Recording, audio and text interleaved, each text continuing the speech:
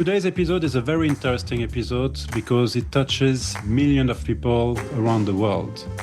How to build your circle wherever you are. Yeah. Well, that is very ambitious and bold to kind of go to a new country without a job. But I'm sure some people would do that.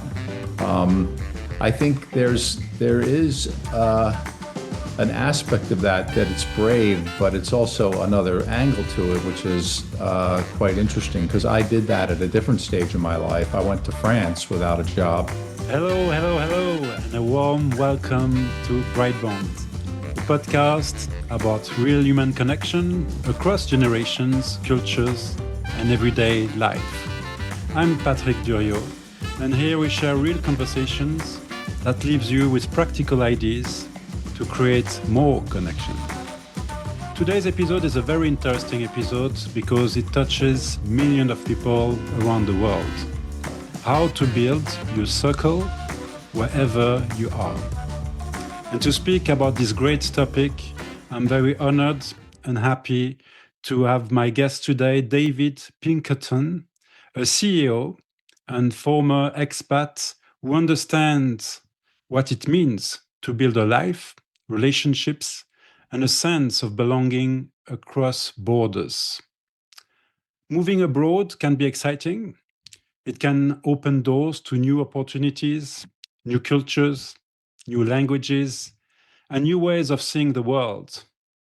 But it can also be deeply challenging. You may have a new job, a new home, a new rhythm of life, but not yet the circle of people that makes a place truly feel like home. David has also experienced something many expats knows very well. Living in one country while family is far away in another. That distance can bring freedom and opportunity, but also moments of loneliness, guilt, and emotional separation. In this conversation, we explore how to build relationships when living abroad, how to stay close to family across distance, how to turn a new city into community, and how leaders can create relationships that are genuine, human, and not only transactional. Because wherever we live, whatever roles we have, and whatever culture we come from, one thing remains essential. We all need people around us. So today with David, we ask a simple but powerful question. How do we build our circle wherever we are? David, it's great to have you in this episode and welcome to BrightBond. Well, I'm really happy to be here, Patrick, and I want to compliment you on how you really framed the issues for expats and how important, the context of being an expat, and then you really did a great job in framing the issues. So I'm really excited to have a conversation about it. Thank you so much, David. And likewise, I'm so happy to have your experience, to be able to speak to you. You lived it, you breathed it. So I'm so happy also for our listeners that they're going to be able to have your view being an expat and living abroad. So to start, I just wanted to ask, how old are you, David? Where are you based at the moment? And what brings you positive energy at the moment? Okay. Well, I'm 65. I just turned 65. So some would call that entering the retirement age, but I've made a conscious decision that I don't want to do that. I want to keep working. I just shift the balance of my life. What gives me energy and happiness? I have a lot of different hobbies and different interests besides work. I have spent a lot of my time within my profession, and I really enjoy what I'm doing because it's intellectually challenging, and it gives an opportunity and a platform to have continued social engagement. But I've found that over time, I need to balance that dimension of my life with many other things. I like gardening. I like outdoors, nature, fitness, fishing, exercise. I like social engagement and friendships. And fortunately, I have a wife that I would say, is my best friend. So we have a lot of fun together.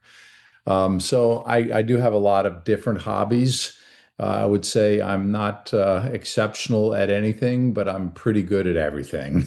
Okay, that's Um, very great. so Very that's nice. always been my philosophy. In the US, we have a term for that. It's called, a jack of all trades. All So right.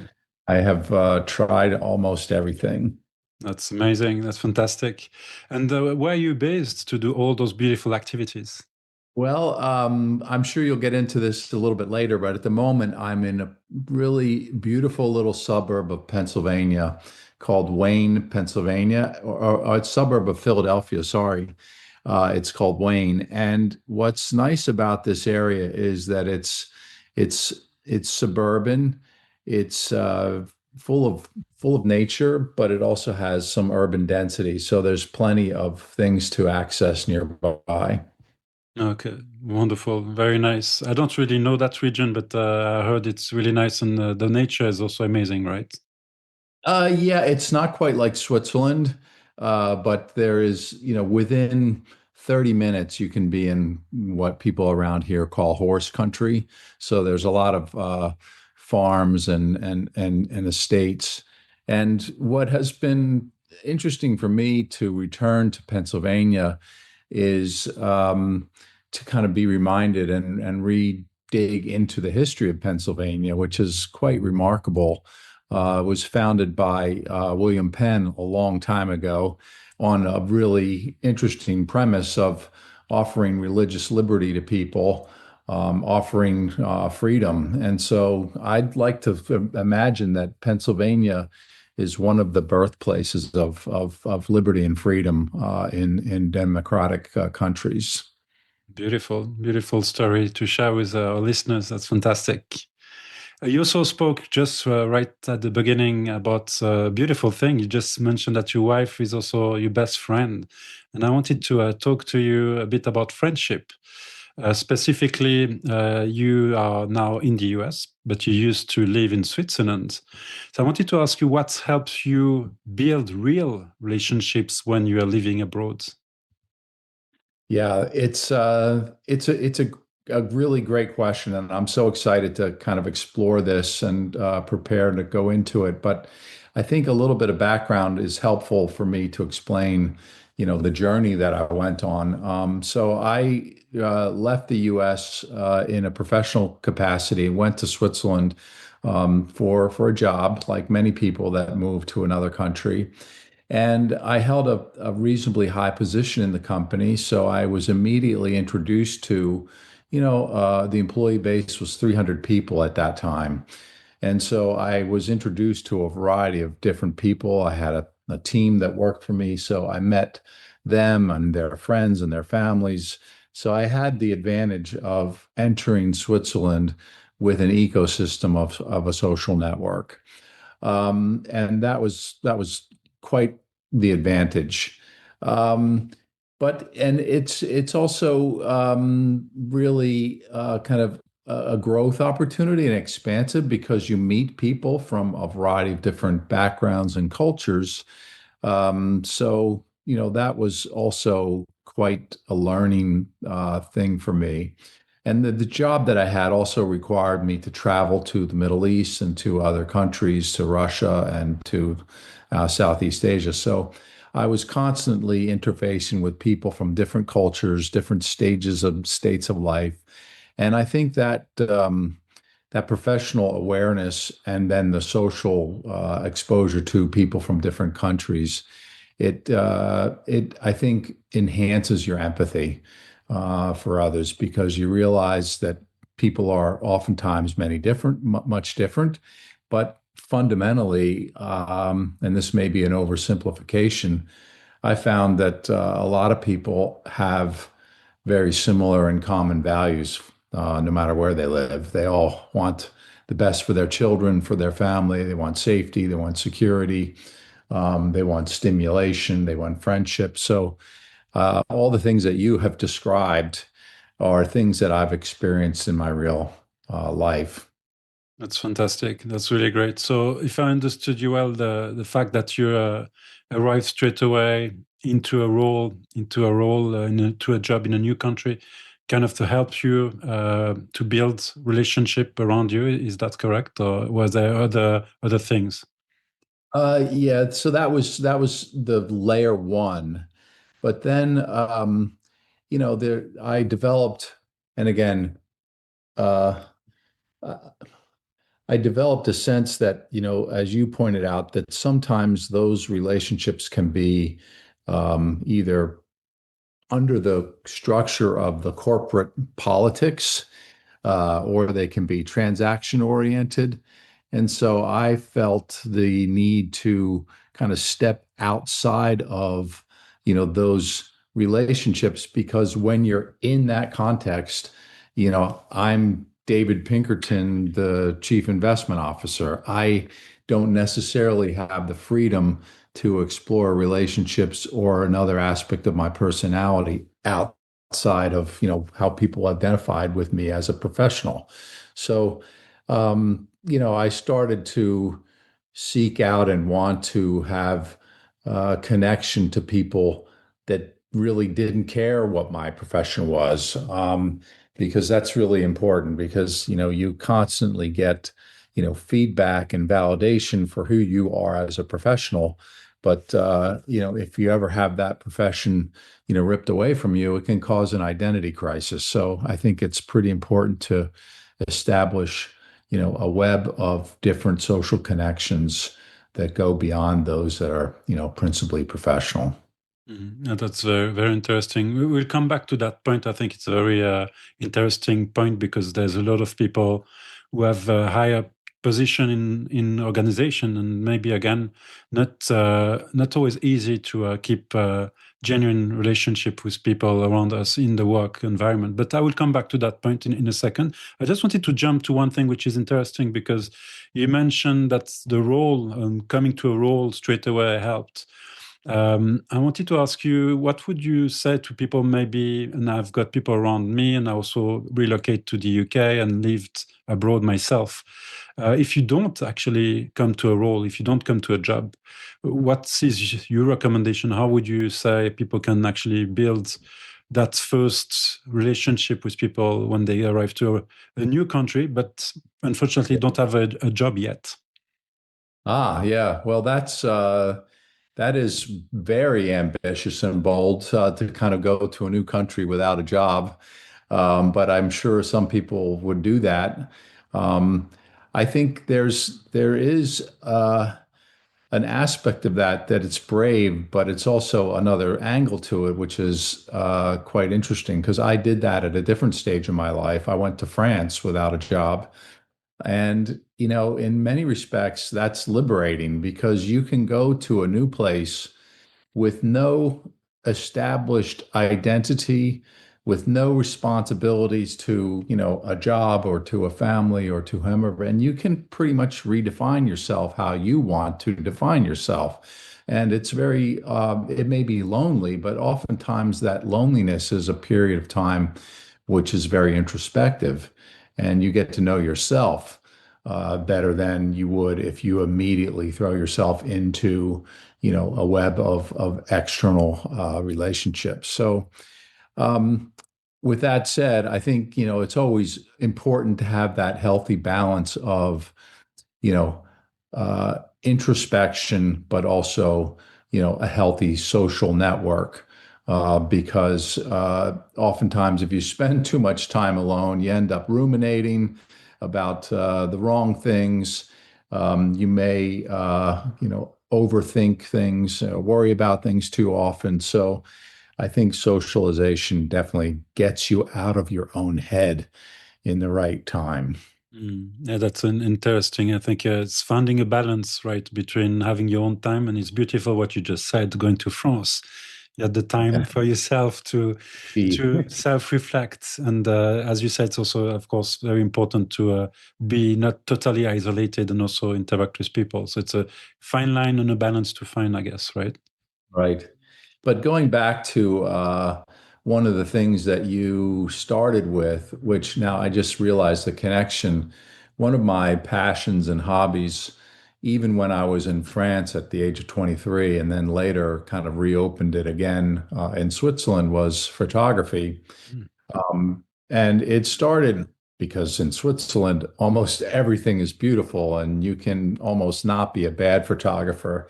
So I enjoyed, many times going out and on excursions to take photographs of the landscapes, of nature. It started out with the obvious things like the mountains and the Alps and the glaciers and trees, but then it became more fascinating to me of astronomy and taking pictures of the stars at night, which is a completely different skill. Um, excuse me, but once you start engaging in a hobby like that, you find many other people that have similar interests. And it develops, a network of friendships around an activity. And I developed some very, very nice friendships with other photographers and people that enjoyed the things that I enjoy.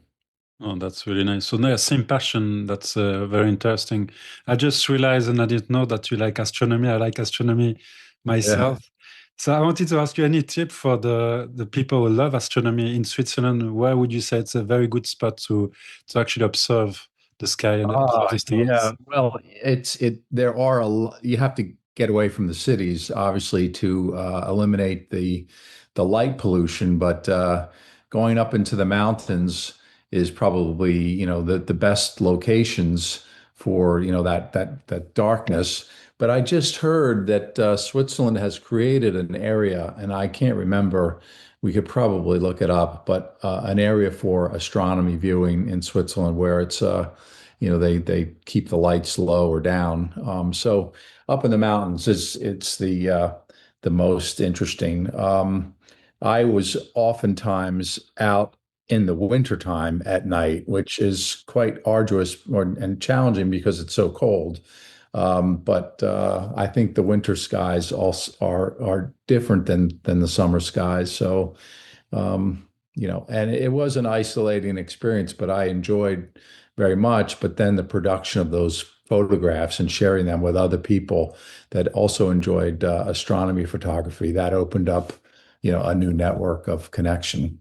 That's beautiful. That's beautiful. Have you been to Saint-Luc? It's in the Swiss-French part of Switzerland. It's a good place actually in Switzerland to observe the sky. No, I haven't, but yeah, you can send me a note on that. I'll put it on my list. But yeah, Okay. I like you go out all over the place at night and look at the stars. And that's one of the things I do miss about Switzerland because I think it was much darker there than it is here. We're too close to Philadelphia to have, super dark skies. Mhm. Okay, nice. Yeah, I understand that. So yeah, I will definitely send you the tip, and I will write it, of course, for you. I also wanted to touch base on another aspect, of course, and we spoke about it in the introduction, is the family. You were living in Switzerland. Your family was still in the US and lived in the US. I wanted to ask you what was maybe the hardest for you to be distance apart, and maybe also what helped you keep your family bond strong. Yeah. That is it's a very important topic, and I'm glad that to share my perspective on it. And the setup is, I went to Switzerland initially not knowing how long I would be there. It ended up being 15 years, but in the beginning, my children were kind of in a social network in schools, and so we decided with my wife at the time that we would sort of leave them in place, and I would kind of go out and take the job elsewhere. So the way we started kind of maintaining that connection is fortunately technology enables things like this, FaceTime, but then more important was family vacations. So I used the opportunity of being in Europe to host European vacations with my children as often as possible. So it was usually Christmas and summertime. Um, and those were fantastic moments for all of us. Because I'm also a photographer, I took a lot of pictures of all of those moments, and they are now epic memories with my children who had the fortune to visit a lot of European cities and enjoy, the European nature for many, many years. So that was one strategy. But then, my parents were older, and I found that I was on the phone with my mother at least twice a week. And I think I developed, more intimacy with her because I was away. And I leaned on that relationship quite regularly with my mother. I shared videos, I shared pictures, I shared my travel experiences with her. And that became, a source of us getting reconnected as, an adult to, an elderly woman. And then she passed away, and I kind of picked up the same habit with my father. And so that's how I stayed connected to my parents and my children. Much lesser extent to my brother and sister. They were both busy with their own families, so they didn't have as much time to share. But yeah, fortunately, technology enables, cross-border, cross-time zone communication connection. It's very interesting. You touch on different aspects in your answer. I found it very interesting that you mentioned that to some extent the distance reconnected you with your mother and your father. That's amazing. It's very beautiful to hear. And I'm sure a lot of listeners will be able to relate to that because a lot of expats obviously have their family all around the world. I also wanted to underline or ask you, because you organized vacation in different places for your family. How do you think that has impacted positively your family, your children, your ex-wife, and yeah, people around you, basically? Um, well, it really it comes down to a belief that I have philosophically is, I wanted to give my children memories and values more than things. And so I found that vacations and experiences together in different places, really was congruent with that belief. Mm. They had experiences, they have memories, they are, completely aware of all the beauty of France, Italy, and Spain and Switzerland. And they have some great memories. My children have friendships that they've developed with other now young adults in Switzerland. So I think it was really a positive experience for them in that way. And the other kind of reason that I wanted to share and do that for them is that I wanted to show them that there is a world outside of the United States. And I think too many people that are, born and raised in the United States don't have that opportunity to, embrace other cultures and other places. Yes, it can be an expensive proposition to travel outside of the United States, and it sometimes can sound very glamorous, but there are also, many, lower budget, lower cost options that are available. There's camping everywhere. So my kids like to do, the full spectrum of, roughing it to, having a good time and having good meals. Amazing. That's great. It's nice to see that, as you said, you kids actually managed to also build relationship abroad whilst they were having vacation and keeping those relationships and those friendships. So it's really beautiful to see. And I'm sure that that's opened their mind as well to go to different countries, different cultures, different languages. And Yeah. speaking about mindset, actually, I wanted to ask you as well, for the listeners as well, what do you think? We speak about mindset a lot nowadays. What do you think would be one mindset shift that turns people, when they arrive again to a new city, to create that new community or meet people? Did you have yourself kind of a shift to do to create and bond with people? What would you say to people who maybe again, maybe arrive to a new country without a job. Sometimes you have to change the mindset. I believe I wanted to ask you, what was your experience changing your mindset? Yeah. Well, I think I don't know if I changed my mindset because I think I've always had a curiosity to travel. For me, it started when I was a little boy, and my grandparents would come back from traveling and they would share, stories of their adventures. So I've always had, a very kind of open mind and curiosity about traveling and discovery and, the surprise of something new. So I don't know for me if it was a change of a mindset Mm. necessarily, but I think it certainly helped in Switzerland that there was a sort of a when you're an expat and you're going in and you are there, you need to, engage with different service providers. The dry cleaning, the hotel, the restaurateurs, the gym operators, all of those different service providers are sort of your points of contact. And Switzerland has a wonderful uh, distinct advantage of being very hospitable service culture. Mhm. So I found that almost just about everybody that I engaged with in some type of service function was always super, super friendly. And, I had the advantage of, having a position that had, some level of status in the country. So that was helpful. But I found, people were super friendly to me always.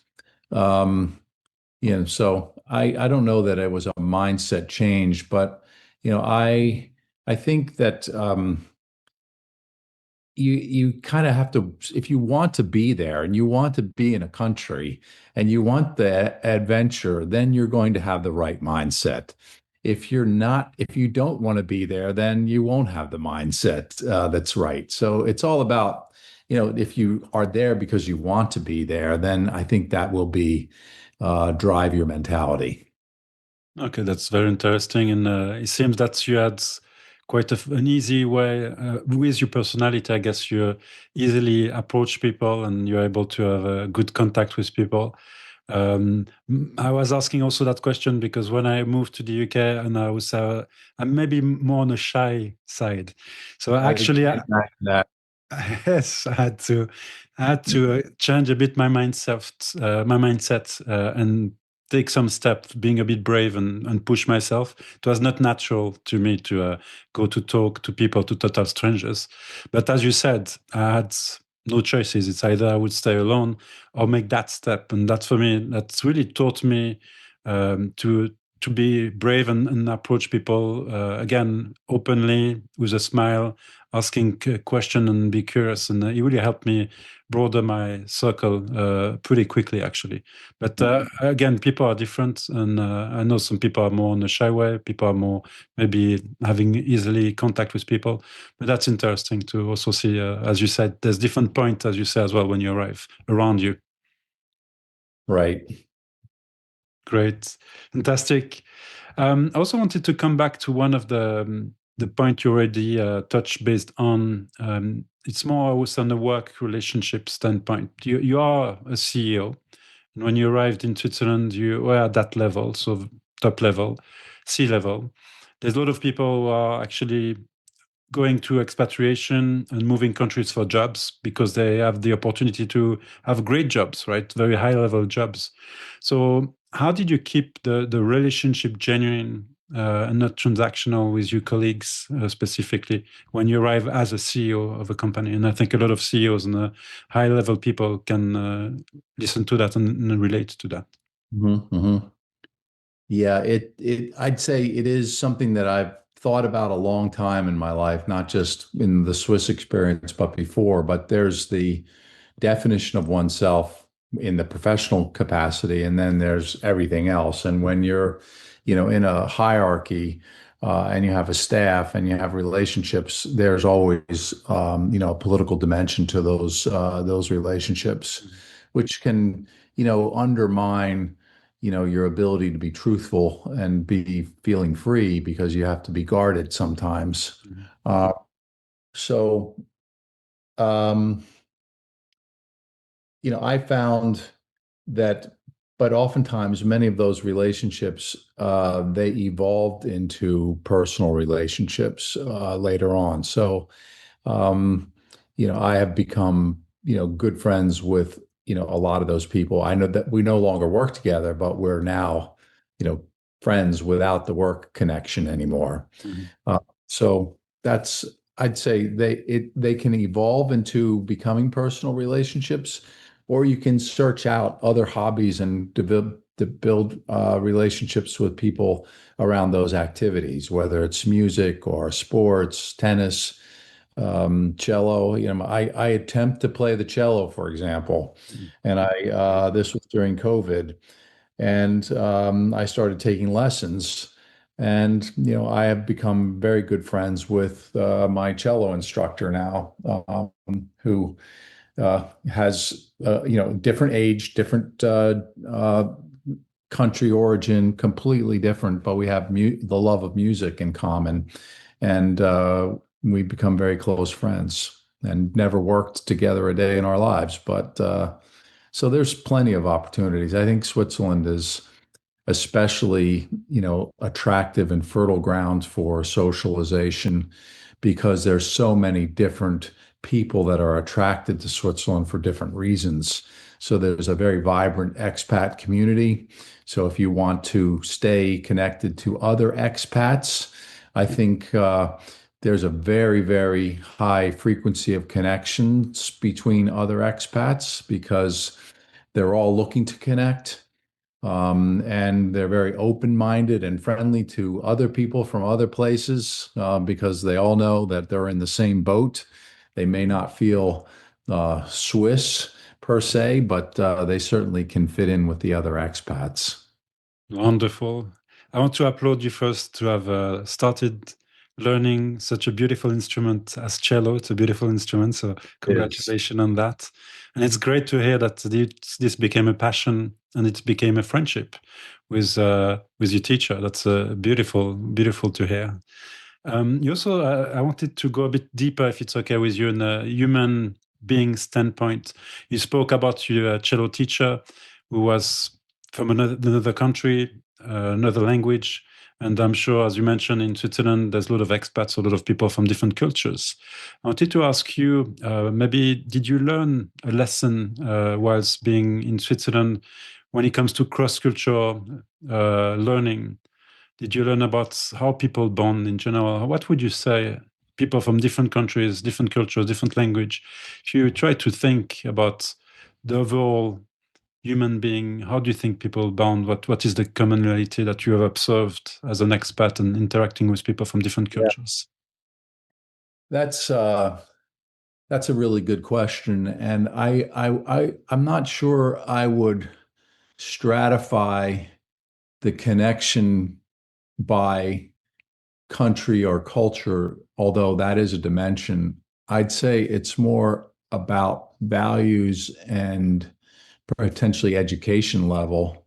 Mhm. So, and potentially age is also kind of a connection. So I think people in the same age bracket oftentimes have, similar issues. They're dealing with children, they're dealing with, separation, divorce, or what, all sorts of other common things that come up with people within certain age groups.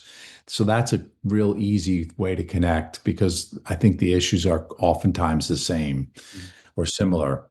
But then, there's political orientation and values. So, for example, my cello teacher and I, we are from completely different countries. He's probably, 30 years younger than I am, but we share very similar, economic and political views. So we had a connection on that level. So it wasn't, that the countries matched us, its values matched, its passions and interests and hobbies match. And you need to just kind of keep an open mind to find what is that common denominator with those other people. And keeping the open mind helps you find the commonness as opposed to the areas where you have, differences. Mhm. Okay, great to hear. That And makes sense, but no, no, it or does. that It's really answered your question. sure. No, no, you shared your experience, and that was exactly my Yeah, question. yeah, What yeah. was your experience? And that's really interesting to hear. And as you say, values are, important, and you can connect with anyone if you have the same value. And so it's a very interesting point here. Absolutely. I also wanted to ask you about the aspect of well-being. I don't know if when you arrived in Switzerland or when you went to France, for instance, as an expat, did you have habits or ritual to be in well-being? And well-being means anything; could be physically, spiritually, physically, mentally, and also to have good, I would say, healthy relationships. So I don't know if you had some habit or some rituals to keep that in good shape. Yeah.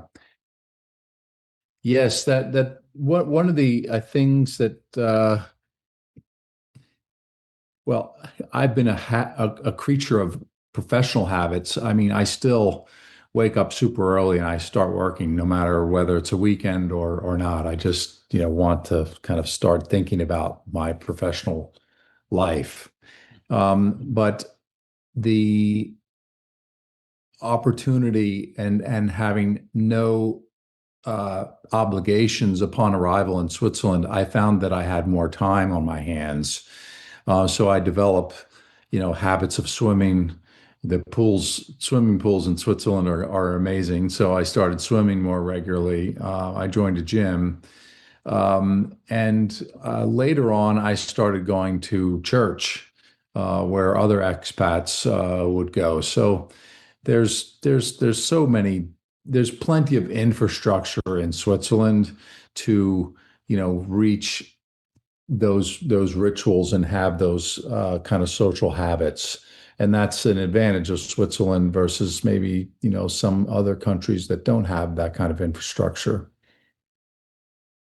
Yeah, that's very interesting what you just mentioned. The infrastructure actually is important, and the habit of for you waking up early and then starting your day very early every day of the week, even at the weekend. So it's interesting again to think about habits can actually or rituals can help people to again connect with other people in other countries when they move to other countries, and You just made me realize that I think when you turn your world upside down and you move to another country Mhm. and things new and everything's fresh, it's probably a mechanism of one's psychology to revert to the structure that was familiar. So you have that sense of continuity with what you did before.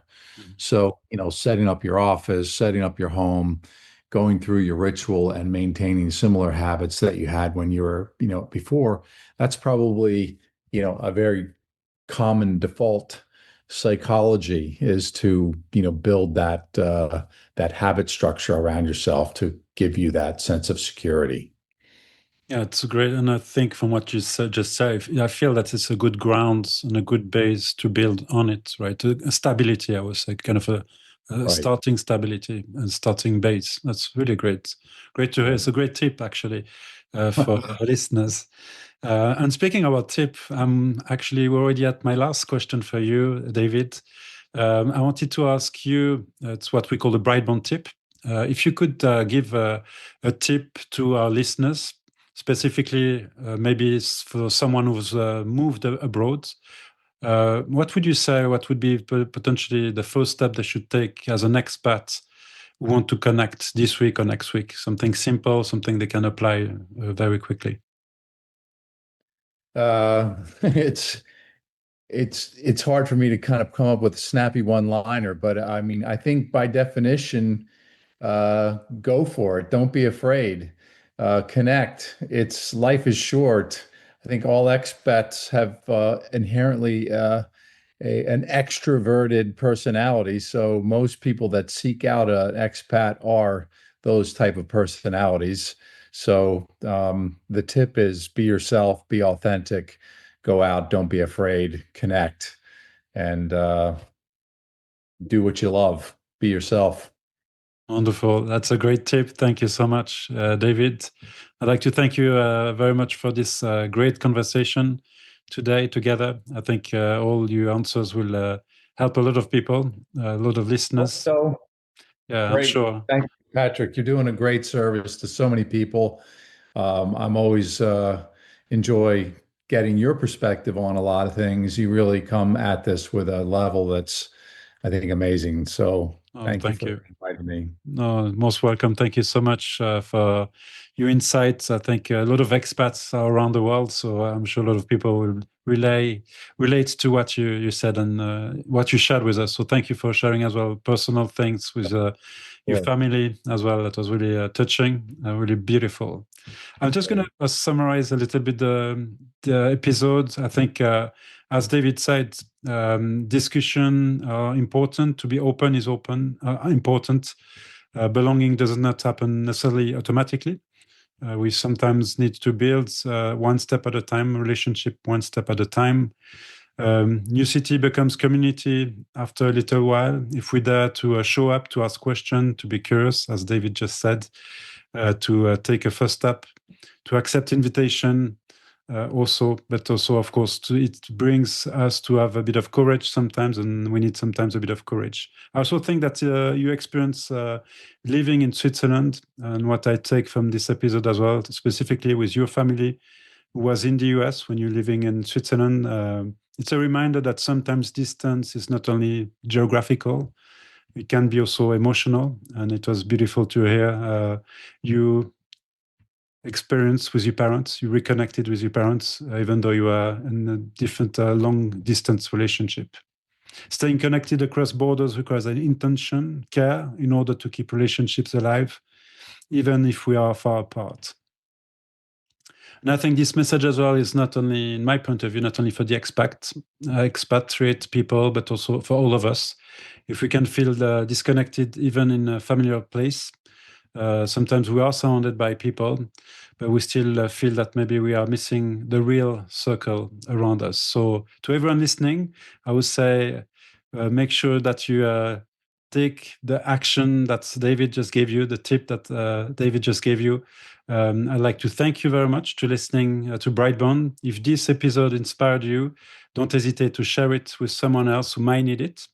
Also, please subscribe to our BrightBond official YouTube channel. If you click the little bell, it's free of charge and it really helps us continuing our journey on BrightBond. And I would like to ask you to take good care of yourself and see you next time on BrightBond. And thank you again, David. That was a great Thank conversation. you, Patrick. Yeah, great to see you. Take Bye. care. Bye bye.